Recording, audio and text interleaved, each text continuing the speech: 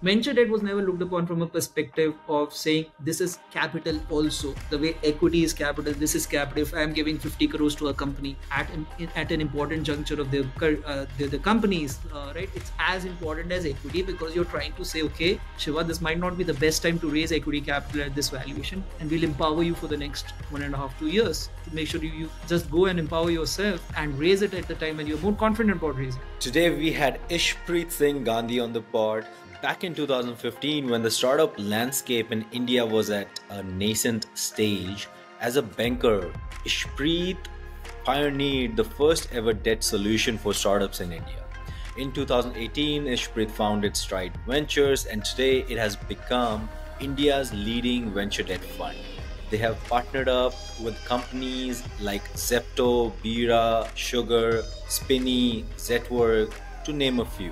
We covered various topics during our conversation, starting from what was the founding story of Stride Ventures, how differentiation helped Ishpreet raise capital from LPs for Stride Ventures, what is the thesis of Stride Ventures, the types of check sizes they write, what sectors and stages they invest in, how is he able to build Stride Ventures into a top venture debt fund in India? What was the journey like? We also talked about less discussed aspects of venture debt and what's the hardest part of building venture debt. Now I bring you Ishpreet Singh Gandhi. Ishpreet, welcome to the show. Hi, Shiva. Thanks for having me on the show as well. We were just chatting about it. I've heard a lot about you and I've seen you at Quorum a bunch of times, and I wanted to come and say hi. I'm glad that we are finally able to connect. I'm excited to really unpack your journey and Stride Ventures journey. Sure, would love to. Would love to tell a bit. And it's unfortunate we have not met in the past. Hope to cover in terms of knowing each other better in this call. Let's do it. So Ishpreet, I've read, I've heard you've been the pioneer of venture debt in India. I think that was back in 2015. Things sort of startup was not a big theme or big name in India. Maybe you can talk us through your background and what led you to start Stride Ventures. What was the founding story? Sure. So actually, 2015 is when I started lending to startups from the bank. But if I just take a step back and tell you a brief about myself, I've been a career banker. Started my career with Standard Chartered Bank in 7-8, and since then have done various kind of sector coverage. Started with SME, moved to commercial banking, then moved to corporate banking, funded all kind of businesses before I started getting a liking towards startups. So in 2015 is when I was taking care of the multinational corporates business in bank, and it started folding into private equity VC relationship, and that's the time the startup ecosystem was unfolding. And I realized, coming from a business family, actually I'm basically come from an entrepreneur family myself, and the most relatable element was that uh, startup founders have so much to do that they don't know the real power of unlocking of finance, and there's so much to do if you just understand their business and try to support them at the right juncture. That excited me in the banks in 15, and I started funding some of the early stage companies. Back then I was the first lender to companies like Lending Card, Bira, Revigo, a lot of companies who were unfolding in terms of becoming large companies. Leap India, which has just got Bob Warburg Pincus from the bank, funded them, made a very good equation in the community, and next 2 3 years gave me a momentum to build it in a manner in which I could have started Stride. That you require a larger financial ecosystem which solves for founders problems, and it's so much beyond only giving equity capital. How do you give not only debt capital, which is what we do, but make them understand the relevance of working capital, capital expenditures, non-fund lines, export import finance, and this all of this comes into a business, and that's why Stride exists. So coming from a bank, we were the only ones doing it, and that helped me have that idea conceived and come into a form of Stride. Got it. Ishpreet, so, basically it was a new product in the market. And, now you've decided, okay, I'm going to go build an institution around venture debt.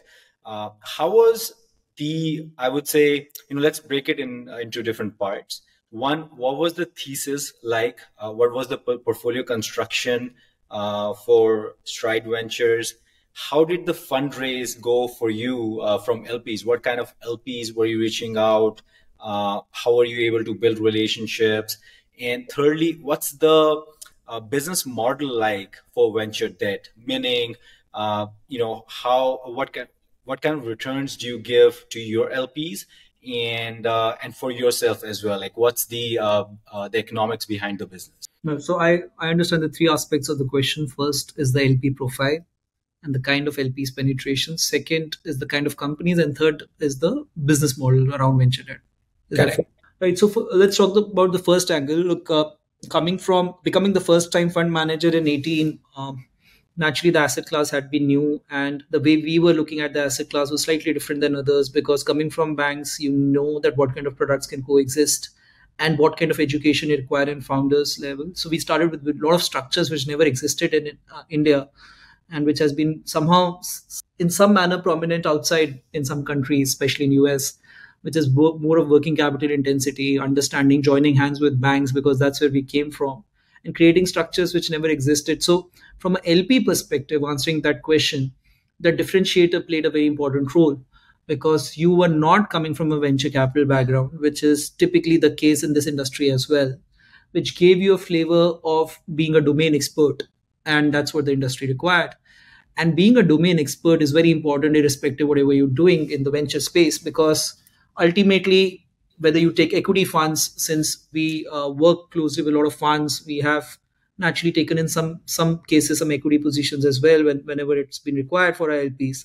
So the domain expertise is what sets apart VCs, right? You would have consumer focused funds, you'll have SaaS focused fund, you will have similarly edtech, agri-tech. You have focus funds which always are more important capital, because you believe that there will be a sense of domain expertise which the fund will bring with itself. I think Yeah. that's what we wanted to get. So we've never wanted to be construed as giving capital debt form.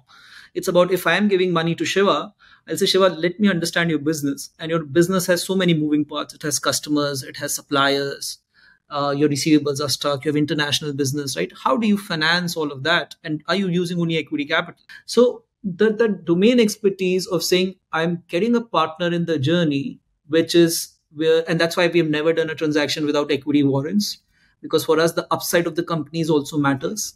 Uh, that domain expertise of getting a partner in the journey clicked to LP as well, Yeah. because an investor is looking at how they, with their own differentiators, will be able to get proprietary transactions with best IRRs. And you can only do that when a founder perceives you as a partner and not just a capital provider. So I think that element of getting banks, because we came from banks, headed banks, to jointly lend with us on our underwriting, telling them that these businesses on, that's how we mitigate risk in these businesses while giving finances to them, I think really played a role for us. Naturally, first 6 9 months is tough for everyone, especially for a first time fund manager, but Mhm. being stuck at that and saying we want right kind of capital. Today, as we stand with Stride, we are the only fund in the country on the debt side which has top banks investing in us and distributing us, right? So we had all kind of investors then who will eventually follow. We have a right kind of profiles of banks, insurance companies. We have top family offices in the country, the most prominent ones, and international capital. So right funnel, and Ultra HNI who value adds to our pool. So it's all kind of funnel of capital which has got introduced. Actually, 6 9 months took time, Shiva, because you had to educate that how the asset class works. Yeah. Which will take me to the third aspect of your question, and that is that how does the model work in venture debt? So we have two forms of return for the fund. One is a regular income. So if I've given $100 to Shiva, Shiva has to give me $100 with a certain interest rate over a period of 1 to 2 years or 3 years, depending on what asset we do. We typically do 15 18 months of average loans. So Mhm. you give me $100 plus that $18 returns as regular every month, and then you pay me principal either quarterly or over a period of time. So that's one form of return, which is the interest return. Second is an equity upside. So that $100 will also carry $10 worth of equity options in your last round, and that option has an exercise period. So next 5 years, that $10, as your company value grows, that $10 can potentially grow as well. right? So two forms of return of capital. One is a regular interest like return. Second is more like equity type return, right? So that constitutes our overall return. And we have a similar structure, just like any other equity fund manager, 220, closer to 220 structure. We are more investor friendly, so carry slightly lower. But the point is that we endeavor to had 17-18% IRRs, and we've beaten that for our first two funds. We are in our fund three in India, and we have two international funds as we speak. So the point is that IRRs have been healthy, and it's regular, right? It's tangible IRR, because you're not waiting for only equity options exit to happen. It's regular interest which is getting paid. So this is how the business model works. It gets paid quarterly to our investors. So we take it monthly and we give it to them in quarterly manner. So it's a very realized, very tangible IRR from a business model perspective. And I think I answered your second aspect of the question when I said that differentiators help us source proprietary deals. So if you see our portfolio of 135 companies, you see the best of the names in the Indian startup ecosystem. If you speak about consumer sector, we'll have 38, 40 companies which are the market leaders in today's time. I think that thought of creating an institution was very clear. We started day one with a team of 16 people. Not even an established fund that time had 15, 16 people as a team. As we stand, we are 45 plus on the fund side of our business, which is fairly largest team on this asset class. So there's a lot of focus on partnering with great companies, which requires education, which requires them to be known about how this financing works, and require a largest team to understand their business. So that gives us a lot of deals. Naturally, we have global partnerships with all the top funds to co-create deals with them as well. Got it. Ishpreet, we'll double click on the building the brand from the beginning. Before that, let's talk about how do you or what kind of check sizes do you write? What sectors do you invest in, and what stages? So check size are typically anywhere from a million to 20 million. We can go up to that depending on the requirements. Typically, for a fund, we don't cross 5% of the fund size. Our fund sizes have been roughly around $200 million. So it's a million to $20 million range per company, which we can possibly go to. On the sectors, since we believe that the companies require a lot of money for our capital in the form of working capital, capital expenditures, acquisitions. So their use cases defined, and those use cases typically kicks in consumer, commerce, healthcare, financial services, right? So these are the 4-5 sectors typically which we cover a lot, which will be 75-80% of our portfolio. And these days a lot of EV as well. In fact, we are one of the largest deployer of electric vehicle mobility, clean tech, right? Because again, a very capital intensive business. So these are the typical reasons. Acquisition can be sector agnostic. So we would have naturally companies in edtech and agri-tech as well, and SaaS as well. But typically these are the sectors which we invested. Sorry, I missed the third element. Check sizes, sectors, and the third one is? So what stages? Stage. Again, largely, Shiva, we start at pre-series A, going up to series D, pre-IPO as well, because the check sizes are large if required. But we come in pre-series A for good companies and partners. Got it. And Ishpreet, you're onto your fund three now. From fund one to fund two, fund three. I think the fund three is of 200 mil. Please correct me if that's wrong. Yeah, no, we've done first close at 100 mil a while back, and we plan to close this fund next month. So it should be closer to that range. Got it.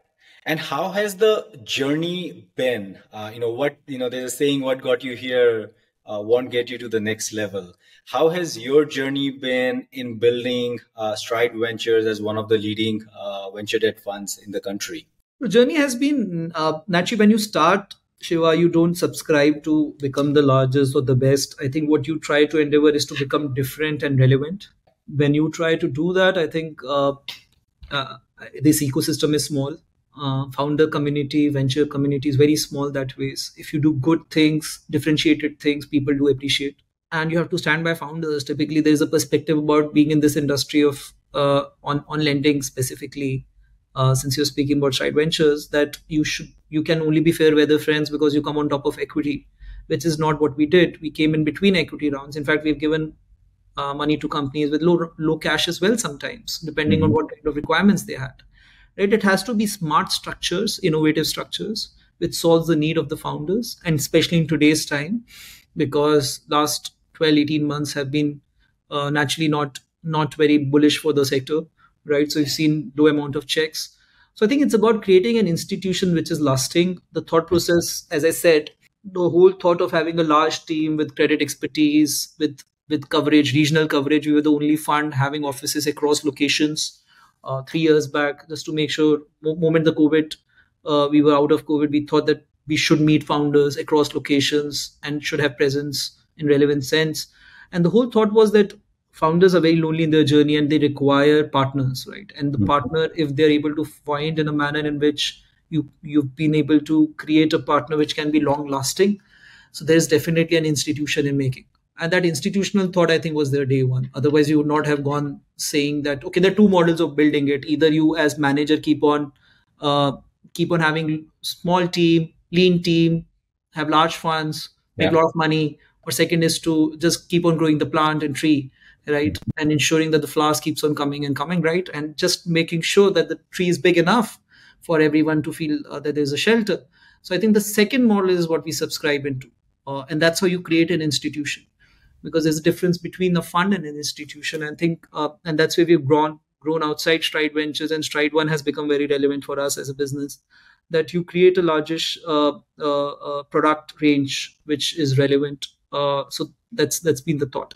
Yeah, got it. And Ishpreet, I think your larger vision seems like is becoming a startup bank, giving out all the solutions that a startup would need.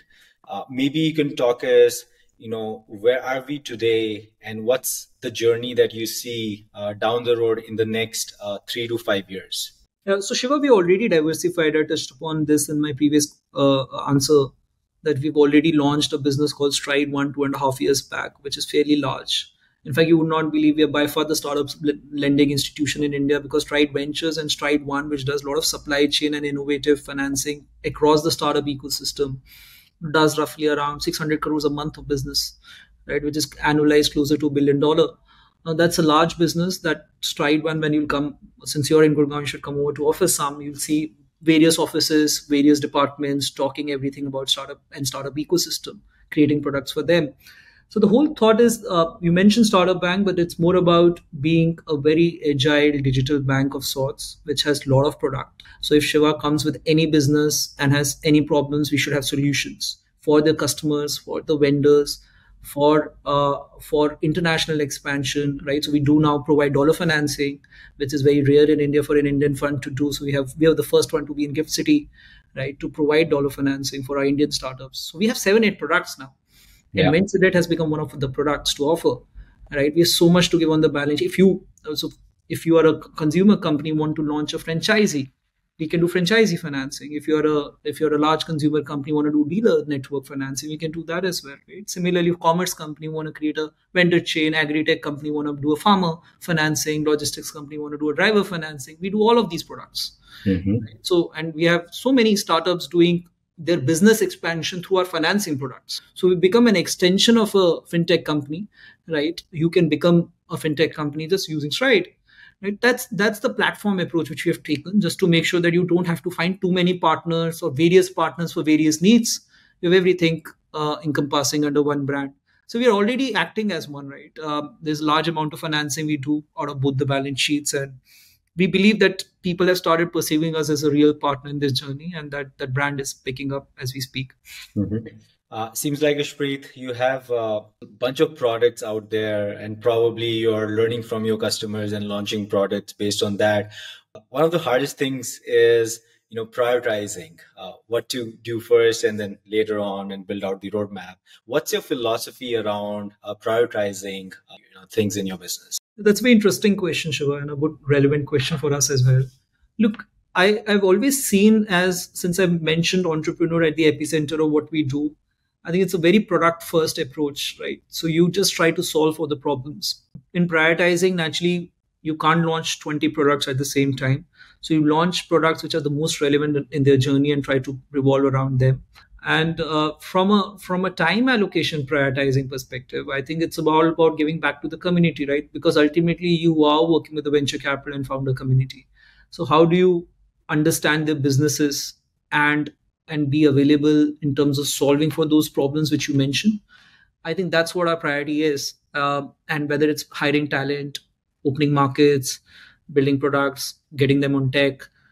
In fact, we are about to announce something very big next week. We are planning to go massive into EV financing as a business. We already do from venture debt, but Hmm. we plan to start a last mile EV financing for driver cum owners and on the balance sheet, which hardly exists in a very, very scalable form in India, right? So I think it's the need of the hour because everyone has got a mandate to go towards electric vehicle or electrification of the vehicles in terms of the last mile logistics, right? Whether it's Hmm. corporates, individuals, and the good thing is everything is happening by the startup ecosystem, right?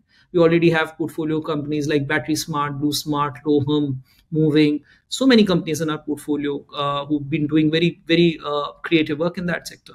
So we believe in forming a larger infrastructure, joining all of them and creating financing layer on top of that. That's a solution, right? So that has become a priority because the ecosystem requires it. Hmm. So the point is doing what's required is very important. At the same time, it should add up to your existing thing so that you're not going out of the way to create one. Hmm.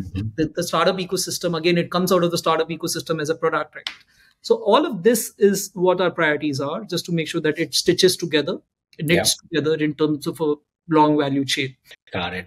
And Ishpreet, it's been 5+ years you've been building Stride Ventures.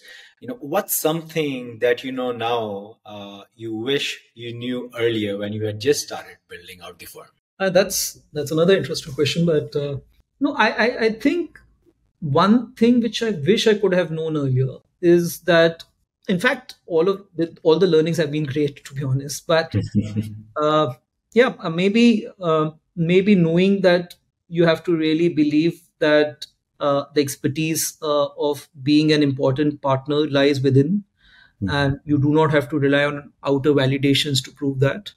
Since you do a fund by yourself, Shiva, you realize that sometimes there is so much of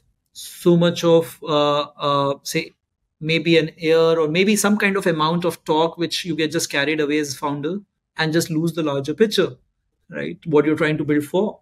And post COVID and maybe in the last 12, 15 months since the equity inflows have literally been very, very slow or low, you've realized the importance of good founders understanding build business in India over a period of time. I think everyone got carried away in that 21 magic, right? Yeah. In that bull run of saying that you have to just invest. This is the best time to invest in the country, and there's a certain sense of FOMO which was coming. I think Mhm. that learning of being a subject matter expert yourself and believing in some companies and some founders, I think that's a learning which has come, Mhm. which is not a realization but a great learning which has come, which day one I could have started from that premise, right, in 18, that we should believe in ourselves rather than external validations, External validation. right? So I think that element is very interesting because, as I said, sometimes you get carried away with a lot of talk around in terms of what's happening and what not, and that you Mhm. just get carried away with the momentum. It's important to hold the fort and define that if you know the business, then only you should invest, and you should be very confident about certain set of founders and certain set of ideas which they have been trying to do. I think that learning has been immensely important for us, for our self belief, Yeah. to make sure that we are more confident as a firm in terms of doing what we want to do. Mhm. Stick to the core. And Ishpreet, what's the most hardest thing about building a successful Stride Ventures? And maybe we can talk about less talked about things about venture debt. Yeah, the hardest thing is definitely talent, Shiva. I don't want to take anything away because you can have all the right ideas in the world in a room, right? And brainstorm and say, this is how you want to do it. Yeah. The execution is the key, right? Execution is the most important essence of building an institution. So I'm glad that there are a lot of fellow partners, important key members in the team who've come in the starting and build it alongside. They've been equally relevant. Sometimes as a founder, you take more limelight than others, but everyone plays a very vital role in order to make Stride what it is today. So I think it is. I think the human resources element, and it's applicable for the fund business as well. People generally limited to the operating businesses. That's not the case. It's applicable for anything which you do. I Mm-hmm. think that element of true team creation and right team creation, the co-creation, is very important. So I think that's definitely the most important element of what Stride has gone through. Yeah. And second aspect of your question Yeah. was, So less discussed topics or aspects of venture debt. yeah, I think the less discussed, and I feel unfortunate about it, Shiva. I somehow venture debt has been treated naturally not as mainstream as venture capital, which I typically do understand in some cases. But there's a lot of connotations around venture debt, right? And I think we have tried breaking a lot of that, right? That as I said, you can only come on top of equity round. You're supposed to do this. You're supposed to do that, and you're not supposed to use your brain sometimes even and just give money because somebody else is giving money. I think that thought of changing the venture debt was never looked upon from a perspective of being a partner. Venture debt was never looked upon from a perspective of saying this is capital also. The way equity is capital, this is capital. If I'm giving 50 crores to a company at an important juncture of the companies, right? It's as important as equity because you're trying to say, okay, Shiva, this might not be the best time to raise equity capital at this valuation. Raise it after 18, 24 months. And we'll empower you for the next 1.5, 2 years to make sure if you believe in business, just go and empower yourself and raise it at the time when you're more confident about raising. I don't think that's been spoken much. I don't think people realize the real use Yes. cases and potency of the way we have supported. I'm telling you, some of our businesses which you see on our wall when you come here are the businesses which never left us when we supported them in peak of COVID. Never ever left us. They've treated us as equal capital. They share all the elements. They call us on their board meetings, share information because they think our financial insight is equally important than an equity investor Yeah. insight. And that's why people have not concentrated on getting CFOs, finance controllers. I think there's been missing link. The way I was talking about HR finance is a missing link. I think Mm-hmm. that's why we fill the role, and that excites us. That really excites us because people have started appreciating our role in the ecosystem. They've started calling us in the board meetings and saying, how can we do more financial prudency? And that's been more in the past 18 months than ever.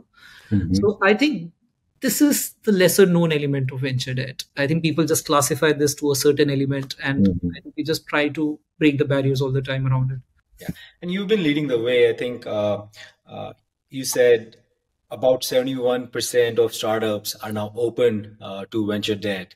Starting from 2015 to today, it's a massive, massive shift, Ishpreet. And maybe Ishpreet, someone out there highly ambitious, really love what you're doing, and they want to build out a firm, seek inspiration from Stride Ventures. What advice would you give? Maybe we can pick two topics: why one may want to do a fund and one should not do a fund. Very interesting question because when I was starting Stride, I was in two mind of either taking fund license or going and doing an NBFC, right, which is non-banking financial corporation, which we also have at the Stride one now. And the whole thought was that, so it's a relevant question, that perspective. And the whole thought was that the model of having external validation in a fund business is much better from a brand creation perspective. Okay, what it takes in order to achieve there is definitely a lot of patience and a lot of differentiation, right? You, for example, I got my license, I know the date also, which is our founding date, and I was the sole person with the fund license. I was looking, okay, SEBI registered Side Ventures Fund, and now I have to create a team, right? I have to get the money, right? What should I do? So the point is that whole thought around first 2 3 years just playing on your differentiators, being patient, is very very important in this business. It's a very very good business to be in if you're here if you've subscribed yourself for 15 20 years. Mm-hmm. Don't think about entering a fund business if it is just an opportunistic play of being a swanky fund manager in a Merc car and just roaming around globally trying to balance your life. I don't think that's what you get subscribed for in the first 3 to 5 years at least. And you have to subscribe because this is fiduciary responsibility. You're paying with the investor money. It can be HNI, it can be institutional money, but you have to subscribe from a perspective that integrity has to be the most important. And all these communication has to go out to the investor. They have to feel it. Mm-hmm. It's not for the sake of the deck, right? You have to feel it. You have to show that heart out there of saying, I'm in it for 15, 20 years to make sure that you get better returns than what you'll get in these three, four other instruments. And you can back me for my differentiator, right? I think that element, if you've got it in your mind, fund businesses to be in, right time to enter. There's actually in India, you do 1947 rise, so you're absolutely the most relevant subject. I think this is the most relevant time to build something in India. Next, everyone has been talking about our decade, our century, etc., etc., but definitely for a fund manager to subscribe for the next 15, 20 years, I totally would say, if you have all those ingredients in place to say, I'll support founders in real sense with full integrity and patiently for the next 15, 20 years with my differentiators, this is the business to do for sure. Mm-hmm. So I think I got that sorted very early. I was very clear that I'll go fund manager way to start, and that played out, right? Then naturally the luck has to be by your side, and a lot of other things has to play. These are the definitely these are the say qualities or perquisites of being a fund manager.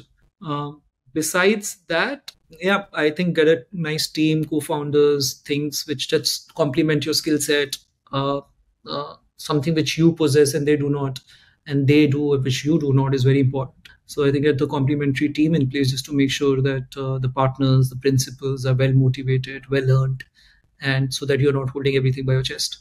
Mm-hmm. Got it. And Ishpreet, while you were building the fund, and you touched upon it right now as well, where in the first 3 to 5 years, it's just gonna be all about fund, and later as well. But first 3, 5 are crucial. So for you, Ishpreet, when you were building out the firm, were there times where you thought, man, this is hard, and then you were like, yeah, just trying to figure out, and follow on to this, was there an inflection point while you were building out the firm in the early days that gave you a lot of confidence and that just changed the trajectory of the firm? Yeah, yeah. Actually, honestly, as I told you, first 6 to 12 months is hard. I think I've been slightly lucky that way. So I got my anchor LPs within 7, 8 months of starting because of the differentiators what we got in. But that was also very difficult. 7, 8 months. I my office was cut. The office ribbon was cut by my 3 month old daughter, and I was the sole earning member of my family during that time with my support. And that was difficult one when you just stop your salary for a while and say, oh, not only I'll stop my salary for the next 2 years, but I'll put my all savings in this because I have to give in the sponsor capital day one, right? So the point is, look, I've not come from a very swanky jazzy background. I think with full humility, I think it's been quite modest backgrounds, and I've been a career banker, as I said, so I've been professional throughout. And whole thought was I have to do it by myself without anyone's support, including my parents. That's something which I was very clear about. So when you actually dive into it without option B, I think that's where it becomes very interesting, because moment you have option B, C, D, and you play something, you just keep on playing in your life. You just go out there and try to establish. I think naturally it's very difficult. I would not say it still becomes very difficult. We are in a lending business ultimately, and there will be tough scenarios, and you have to navigate that. We've done this in a couple of companies of ours. We've turned around those assets, which again I never subscribed for. But the point is, you do not have option B. Yeah. As I said, Shiva, when you don't have option B, you have to keep on working on your option A day in and out. And naturally, there have to be a lot of factors playing into you or playing into what you're doing. But it's definitely not easy. I don't think anything is easy. Yeah. Doing this podcast, getting people, speaking to them, preparing for it, and then ensuring that it's the best podcast around is not easy, right? Ensuring you're running a fund, it's not easy, right? So you've been a lawn tennis champion, and it's not been easy becoming a global champion, right? So nothing is easy, and I think everyone works equally hard. There has to be a combination of factors which plays into your into your side of things. But I truly believe it's very enriching. Yeah. It's very it's wonderful overall. You feel empowered, you feel responsible, and you feel that your presence is being felt, which is very important, right? Yeah, but it is challenging, right? Everything is challenging that ways. Yeah, yeah. No, Ishpreet, love it. The journey you've had so far, and of course, there's still a long way to go. And I'm personally excited to see what the future holds. And especially with this, we'll dive into our final part. My co-pilot is getting a little restless, and he wants to dive in. And he's asking, Ishpreet, what's your typical day like? Starting from waking up to going to bed. Yeah, actually, it's very standard that way, Shiva. So I answered this to your co-pilot, but I'm generally an early riser, close to a 5:45, 6. I definitely want my exercise in the morning, besides spending some time with daughter to drop her to school. So yeah, would want my 30-45 minutes in between to have some bit of exercise before I get prepared with my breakfast and newspaper. I'm still a very hardcore newspaper guy, and hit my office around 9, and I'm here till 7:38. Go back, spend time in an hour with family, and just doze off with my music. So it's quite standard day that way. It's nothing changes much besides my travel, which is a lot. So the with travel, all of this day gets very, very differently positioned. But quite a standard day. I'm a lot of. I've been a sports person myself early in my life, and that's taught me a lot as per me.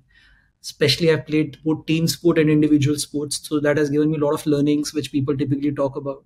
Not Yeah. Maxwell kind of learnings, but typical team learning, and I think sports music balances me with my family naturally.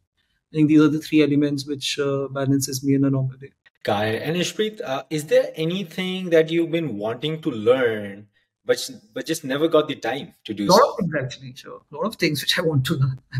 I want to learn more languages. I want to read more. I always wanted to read more. It's just an excuse. I know I can, but it's just that sometimes work I give work priority, or then post that family a priority, and just doesn't occur. Also want to learn a lot of music instruments, sports. So a lot of things to do actually. Yeah, It's just I don't get time for that. just the time. And what are you most obsessed about these days, Ishpreet, outside of work? Obsessed about. I'm actually very, very fascinated about. It might sound boring, but geopolitics. I think I have not seen something like this. While we've gone, everyone is aware about history to an extent. What's happening truly right now globally is very, very interesting. Very interesting. It might be favorable to India to a large extent, but if somebody wants to understand geopolitics a bit in terms of international relationships, it's a very, very fragile place to be. Not because we are in amongst some wars which are happening, but economies being positioned, recessionary trends, patterns. We were talking about globalization. Now we're talking about localization, trying to go back to our respective economies and countries, preferring them over globalization, which has been talk of the town. So I think very, very interesting times. I actually want to whenever I get spare time, I read a lot of into international affairs, and that actually teaches me a lot, because I think India naturally is a very important market for the venture capital ecosystem. We're the second most important, I like to believe now. China, what's happening with China? If you're the second most important market, and we are the largest lender to startup ecosystem, and so much to do globally, right? So it's important to understand how the geopolitics and international relationships are happening, and it's actually very intriguing. It's not It boring, is. right? So I think that's taken some bit of my attention of late, which has been quite intriguing. Yeah. Besides spending time with people, which is a part of my job as well as otherwise. Yeah, yeah. No, you truly it is. It's just fascinating with what's going on from, all globalization to now just localization. Yeah, and what would be the consequences later on? It'll be interesting to sort of like see that unfolding. And Ishpreet, if money and attention are not needed anymore, and for the time being, let's say you're not uh, building stride ventures, what would you work on?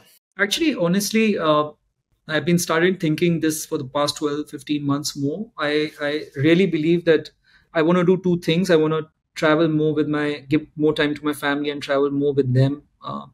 And second is to do something socially. And I've started working on that in some manner. I think these are the two things which intrigues me. Socially, more about just helping few people in my own manner.